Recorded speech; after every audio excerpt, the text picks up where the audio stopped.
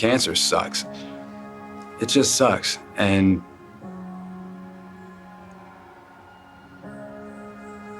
you know, it just sucks worse when it's your father or your friend or, you know, someday you. It's just,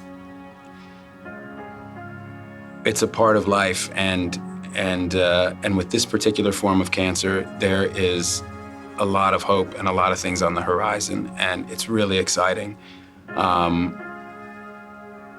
But it needs support, like, you know, like anything.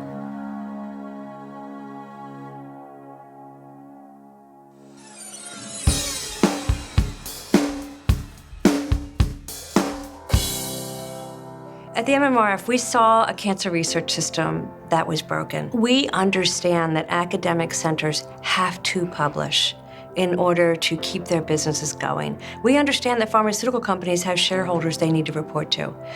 But at the end of the day, what we did as a trusted third party was we brought academic centers, pharmaceutical companies, patients all together and said, what can unite us? The traditional way of doing scientific research was pretty linear. You'd work in your own lab, you'd collect results, you'd write a paper, you'd submit the paper would get reviewed, it would finally come out, and only then would everybody know what you were doing. Well, that takes a very long time to spread knowledge. What's so important and what's so exciting, what MMRF has done such a good job of pushing, is the idea that as soon as you get a piece of information, you should be sharing that.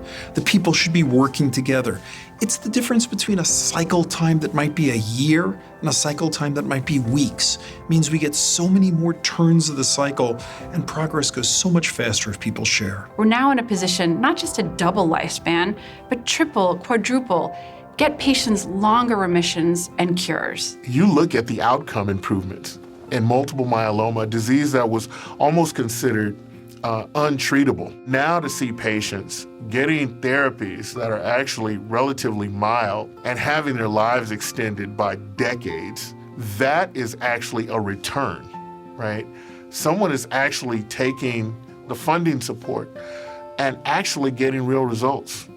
And they're tangible results that you can see and you can feel and you can touch. A cure is what's absolutely necessary. Companies who look at this and say, you know, it takes over a decade and $1 billion to develop a drug. How could you do it in less than 5 years with less than $100 million? And that's what the MMRF stands for. To see the progress in multiple myeloma over the course of the past decade or so is really stunning. To watch the secrets of multiple myeloma begin to get exposed by looking at its genome, to watch the development of multiple new chemical agents turning into drugs over the course of a relatively short period, this is stunning. The speed with which progress is happening in this field because the field is coming together, because MMRF is driving everybody to work toward a common goal, it's really encouraging. This should be happening in every cancer, but I'm mighty glad it's happening in multiple myeloma right now. It is a model for how we should be doing things. And there is not a better time than right now. We drive toward results. We have never let anyone down. And we will continue to be a winning team, never taking our foot off the pedal as we accelerate cures.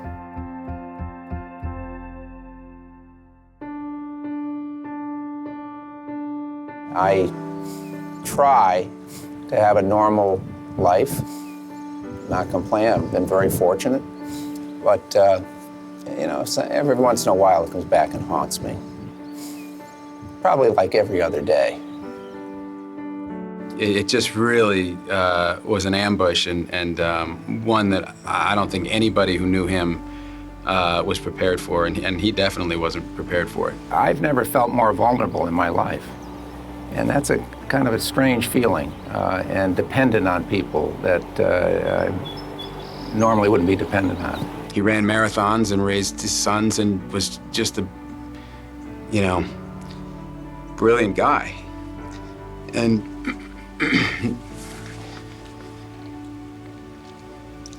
now it's up to other good-hearted people.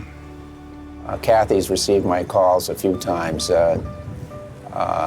when I get in those mind frames when I am looking for hope. In the case of this foundation, it's led by somebody who's lived through it and is living with it and has a severe intolerance for the things that are getting in the way of solving it.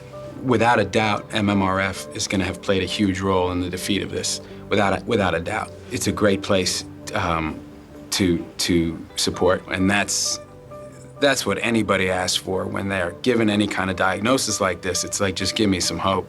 When I was first diagnosed in some of those initial meetings, one of the oncologists was trying to comfort me, and he said, "Kent," he said, "you're going to see your man." It was because it like nailed everybody when he said that he would see his grandkids graduate from high school. And my dad said, "Which one?" Matt has some young daughters. The youngest is 3. So if I can see her graduation, which would be from high school, not from college now, let's call it college, that could be 18 or 19 years from now, and I'd take that in a heartbeat. Soon after that, my wife and I had another baby, and we were like, this is the one. So that's what we're shooting for. I want them to know my dad.